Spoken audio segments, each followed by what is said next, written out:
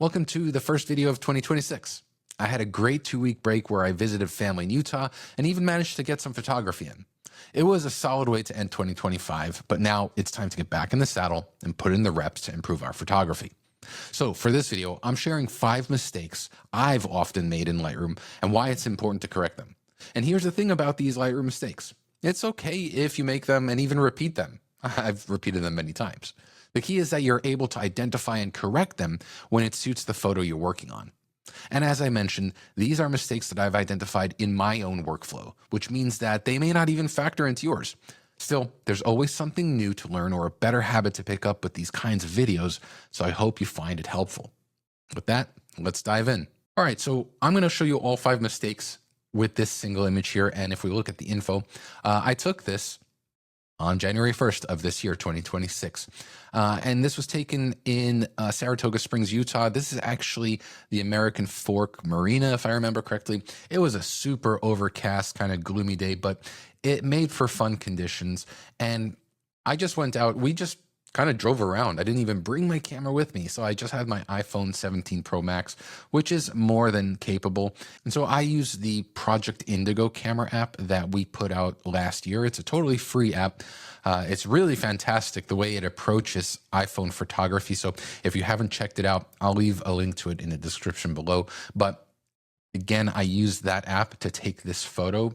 Pretty straightforward. And so let's start with the first mistake, and that is not applying denoise at the beginning of the editing workflow. And so you can see here that even at ISO 50, if you zoom in, there is this noise here. It's just inherent, I think, with these iPhone cameras. It's not that noticeable, but still, it's something that I like to address. And the reason why I say that this is mistake number 1 is because this has to do with something called the AI edit order of operations. And if you don't know what that is, don't worry. I'm going to leave a link to that video at the end of this one. It'll dive into it. It'll explain everything you need to know about it. But the point is here, if I go out of order from the order of operations. Let's say I go ahead and I apply an AI tool like Gen Remove. So I'm going to go to the remove section here. I want to make sure that use generative AI is enabled. And then let's say I want to remove this tree that's at the end of the frame. I don't want to crop in. I just want to remove the tree.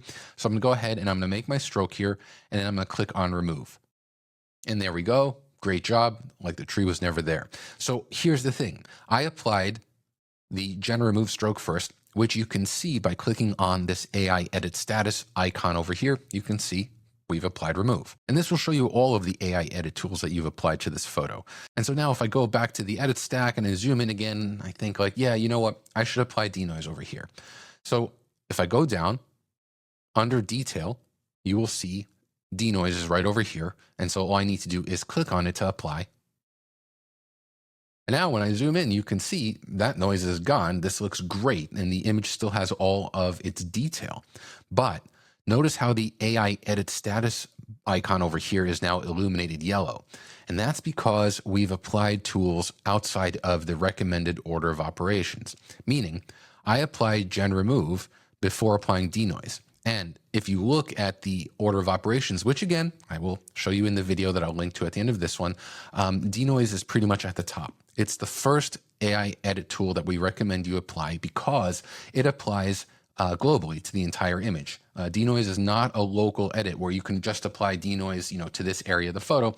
It applies everywhere. But because we applied denoise after a local Gen Remove stroke, which you can see here, do you see how this area here, the texture is different? It's the original texture with the noise versus the rest of the image, which has denoise applied. Because we apply this out of order, what we now have to do is click on Update All. And this is especially important when you're working with something like Gen Remove, because you can see here, new variations will be generated. So what that means is, let's say you make a stroke and you're really happy with the results of that stroke of what Gen Remove applied. When you click Update All, it's going to reprocess it and put a new fill area. So watch, I'm going to go ahead and click on Update All. And you can see we now have a different fill here. So I have to go to Remove over here, select this pin, and then see if there's another variation that works. And none of them are as good as the original one. So now I have to go ahead and click on Generate again. And then let's see here if we have different ones like there. That one's good. And so that allows me to illustrate quite well why it's important to apply denoise first, why it's a mistake that sadly I still make, where I'll start editing the photo and I'll do different things when in reality I should just apply denoise first. And the truth is, I do apply denoise to most of my photos. In fact, oftentimes what I'll do is after I cull my photos, I will just batch select all of the keeps or all of the selects and apply denoise in one fell swoop. It takes a bit of time up front, but it's totally worth it because with denoise applied at the beginning, I don't have to worry about invalidating it when I make subsequent edits.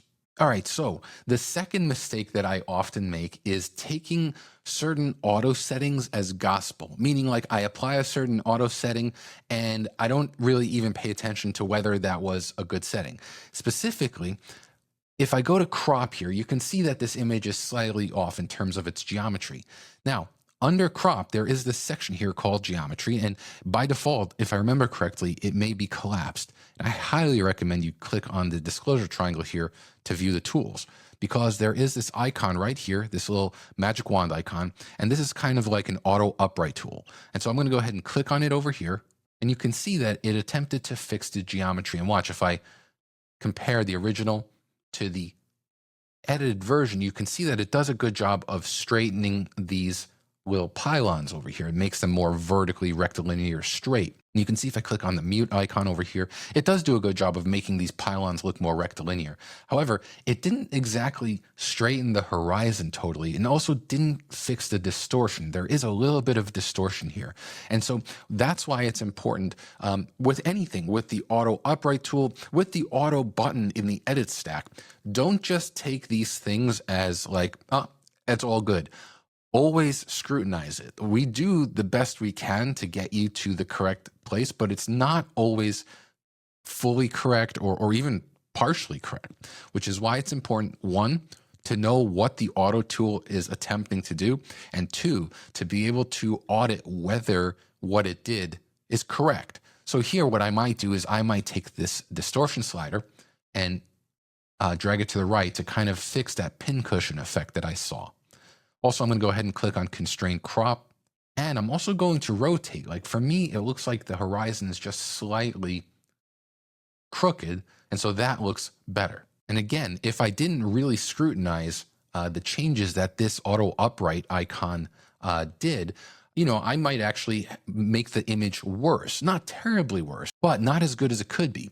Actually, I'm going to go ahead and I'm going to rotate this counterclockwise just a tiny bit more there. Okay, good. That looks good. Let's go back to the edit stack here and look at the photo. Let's hit the backslash key. Yeah, that looks good. Now let me go ahead and turn off HDR here, and I'm going to click on auto. And you can see, like, yes, auto makes these adjustments here to attempt to kind of bring tones in, which you can see on the histogram over here. But it doesn't necessarily mean that this is what you should take. Like, it doesn't mean that maybe like you should go ahead and open up the highlights a bit more, maybe push the blacks more towards 0, maybe drop the shadows. Like, again, auto is a suggestion. It's not something that you should just click and take at face value. There's always room to refine. And again, that's something that I'm guilty of. I'll totally admit it. I'll click on auto and I'll just move on. But in reality, it's very important to use auto as sort of like a guide and then refine from there. All right, so for the third mistake, this is something I admittedly don't make as often now as I did when I first started editing photos. I still do it though. And it has to do with overusing certain editing tools. And so something that I told my wife early on when we first met is I love sauces and spices. And what I told her was I love to be roundhouse kicked in the face with flavor. Like, I don't like bland or, you know, I love like intense flavors. And that, I think, translated to my editing workflow, especially when I was younger. As I got older, I think my taste became more refined. But let me show you what I mean here. So there is one slider in particular that I think gets abused very often. Actually, technically two, I should say. And that's the Dehaze slider and also the clarity slider. So the Dehaze slider, I mean, it's a really important slider, especially for landscape photography because it does a wonderful job of bringing out contrast and color in areas like the sky and water. And so watch, if I increase the dehaze slider, you can see more definition in the clouds and you can see more definition in the water. The problem is not knowing where to stop. Like this slider goes all the way to plus 100.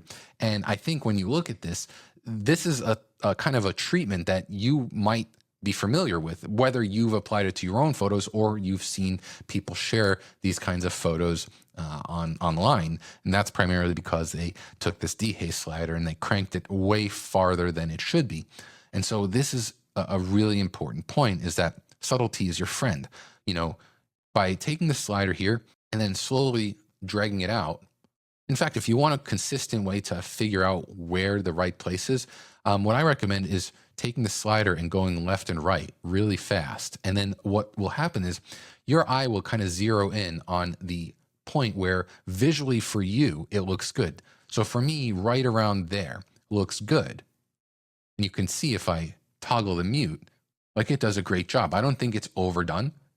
I might go now up to the light section here, maybe open up those shadows a bit more, maybe push the blacks more towards 0 because I felt like Dehaze was adding a bit of crunchy contrast to the photo. And speaking of crunchy, the other slider that I mentioned that gets overabused is clarity. People love clarity. I love clarity. But, you know, when you bring it out like this, I mean, you start to see just this awful contrast, this crispiness that's applied to the image, which is not good. Like there's no reason for it. In fact, clarity is one of those things I rarely will go above. Like 15 is like pushing it. Usually I'm between 5 and 10, but that doesn't mean that there's like a hard and fast recipe. Like it has to be +5 or +7. Clarity, dehaze, all of these sliders should be tuned to the individual photo. With that, I don't generally apply too much of it. Like to me, a little bit goes a long way, kind of like salt. Now, fortunately, unlike salt, where once you add it to the soup or the mix, you can't take it away. But with clarity, if you're looking and you're like, yeah, this is a bit too crunchy, it's a bit too contrasty, just take that slider and dial it back. Or like the dehaze slider, you know, just move it from left to right and then kind of like stop where it looks good, right around there. Now, the reason why I have this specifically in the number 3 spot is because it allows me to make a nice segue to the number 4 spot for my mistakes. And that is applying tools globally when maybe you should apply them locally. And what I mean by that is in the edit stack here, all of these tools are global tools, meaning when you make an adjustment to a slider here, it applies that effect to the entire image globally. But maybe there's a better way to apply these same sliders, for example. So let's go ahead and I'm going to reset these sliders here, because when I apply dehaze, you can see it's applying it to the rocks. It's applying it to the water, to the pier, to the sky. But you might want to have a certain amount of dehaze applied to the sky, and maybe you don't want any dehaze applied to the rocks, and maybe you want a different amount of dehaze applied to the water. This is where the masking panel comes in, and especially the landscape mask over here. So when I click on this, Lightroom will analyze the photo and it will attempt to identify attributes within the image. So it identified natural ground here, water, and sky. So I'm going to create 3 separate masks for all 3 of these attributes. And you can see here, this option here to create 3 separate masks is selected. Go ahead and click on create. And the reason why I do this is because now you can see the 3 different attributes here, sky, water, and natural ground. We've got sky selected, and now I'm free to go ahead and apply dehaze specific to the sky. And you can see how it's not being applied anywhere else. And so because I'm applying these edits locally, I can apply a certain amount of dehaze to the sky. Maybe I also want to go ahead and adjust the color temperature. I can either make it a little bit cooler. No, I actually kind of like it a little bit warmer in this case here. And I'm also going to drop the highlights in the sky. So right around there. You can see how, because we're working in a masking environment, which is local, I can treat each of these areas independently. Now we can go to water. Remember, water, I still want dehaze applied, but I want a different amount. And so let's go ahead here. Like I want this amount over here, which is a different amount than we applied to the sky. I can go ahead also and maybe add a little bit of clarity to the water and a tiny bit of texture to the water. And maybe even change the temperature just a bit, just like that. And then finally, we've got the natural ground mask here. And so for natural ground, what I'll do is I'm going to warm that up and I'm going to add a lot of texture and a tiny bit of clarity. And so there you go. These are the benefits to working in a local workflow as opposed to a global workflow. That's not to say that there aren't tools here in the global edit stack that are important, like the point curve. Even though the point curve can be applied locally, I generally like applying this globally to the entire image. Now, there is another global tool that I think is better suited locally, and that is the vignette tool. So you can see the vignette tool is right over here. It's under the effect section. It's right over here. In fact, you might have it collapsed by default, so I recommend expanding it. And the thing with vignette is when I drag it to the left or to the right, what it's doing is it's darkening or brightening evenly from the corners towards the center of the frame. Now, you do have some refined controls here, like you can control the midpoint, you can control the shape, and you can control the feather. But it still is kind of predefined, like it's darkening evenly from the edges. Now, what if you want to have more of a custom vignette look? Well, that's where, again, working in a local masking environment is better. Because what I can do now is create a new mask, and I'm going to select radial gradient over here. And I'm going to go ahead and make an oval shape, kind of like this. I'll position it in the center, but I'm also going to rotate it to kind of match the shape of this pier. Now, the key here with the vignette is right now the mask is active within this radial gradient, and I want it to be active outside of the radial gradient. So all I need to do is click on this invert button, and now anything that we do to this mask will be applied to this color shaded area, which means I can create this custom vignette here. So you can see how it's not darkening evenly from the corners of the frame. It's kind of adjusting to the shape of this mask, which allows me to create this custom vignette. So something like this. Of course, I can go back now and I can readjust the shape of this mask to however I want. So I can reposition it and reshape it.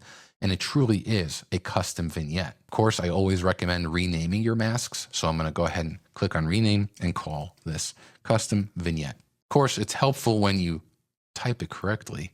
There we go. And so again, you can see here, this is the custom vignette and why I think it's important to know when it makes sense to apply global edits versus local ones. All right, so for the fifth and final mistake that I've made, this is something that I cover in virtually every single editing video that I share. And it always comes at the end of the workflow, and that has to do with sharpening and not using sharpening to its fullest potential or not using sharpening correctly. This is something that I cannot stress enough how important it is that if you are making this mistake like me, like I used to, you have to correct it. It's really important. So what I mean by that is, let's go down to the detail section here, and you can see here, you might have this sharpening section collapsed. I would say this is the first mistake. The first mistake is not expanding this because right now all you're seeing is the amount slider. But when you expand, you'll see that there are three other sliders that are so important that are the radius, detail, and masking. And I'm going to include a card right here to a deep dive in how these sharpening sliders work. But the long and the short of it is, generally speaking, the first thing I do is I adjust radius and detail. There will always be a default amount of sharpening applied when you're working with certain file types like RAW and DNG files. Lightroom will automatically apply a certain amount, so don't worry about that.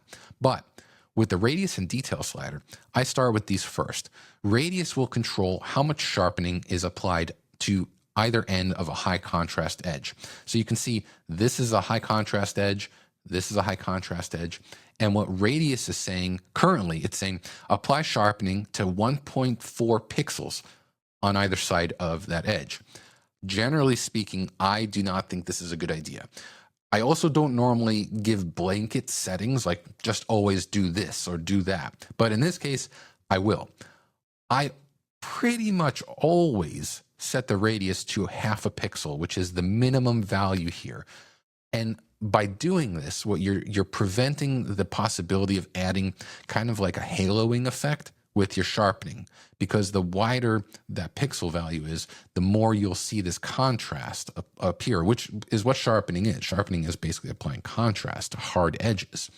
And so this radius slider at 0.5 minimizes that. Now, detail controls whether sharpening is applied to large edges or fine edges. And so if I have detail set to 0, sharpening will only be applied to these large edges here. They won't be applied to all of these fine edges, which is the opposite. I actually want sharpening applied to large and fine edges, which is why I take detail and I bring it to 100. So generally speaking, I keep radius at 0.5, detail at 100. The next thing that I do is I will zoom in on an area that should be sharp, so the rocks over here, and then usually I'm at 100%. That's generally what I do. I don't zoom in more because then you're kind of getting this weird digital zoom, so to speak. But then what I'll do is I'll press and hold on the Option key on Mac or Alt on Windows while dragging the sharpening amount slider. This will convert the image to grayscale, which makes it easier to see the sharpening effect. And so you want to kind of get it to a point where it looks good, but not over sharpen. And then the final thing, currently, sharpening, as you know, is in the global edit stack, which means that we are applying sharpening everywhere. That is just not a good practice. Sharpening does not need to be applied to flat edges like the sky, which is why we have a masking slider. But using this slider by itself doesn't really give you any sort of helpful information. However, if you press and hold on the Option or Alt key, just like we did with the amount slider, and start dragging, you'll get a mask view. And so as I increase the mask slider, as parts of the image turn black, sharpening is being removed. So like I said, we didn't need sharpening in the sky or in the water. So I basically go to a point where I get a rough sketch of the image because this is showing me all of the high contrast edges. And that is where I want sharpening applied. So right around here looks good. And so now I know that I have applied the right amount of sharpening to the photo, not just the right amount, but it's being applied to the correct areas of the photo. All right, so those are 5 mistakes that I've certainly made many times, especially over the course of my photo editing journey. And I want to share them with you because hopefully if it's a mistake that you also make, maybe it's not something you have identified, but now you can, and you can take steps to correct it. Or maybe you haven't made the mistake, but it just spurred something else like, oh, maybe I can do this even better. That's the whole point of this video. Now, of course, this is just a small component of what Lightroom has in store. And if you want to learn everything there is to know about Lightroom for desktop and mobile and web, please check out my course called Lightroom Everywhere. I'll leave a link to it in the description below. I mentioned also how I have a video about the AI edit order of operations. It's right here. Or you can see what YouTube thinks you might like over here. And as always, clicking on the thumbs up button is greatly appreciated and helps the channel, as does clicking on the subscribe button and the bell icon to get notified of all future videos. Thanks a lot, everyone, and let's have an amazing 2026.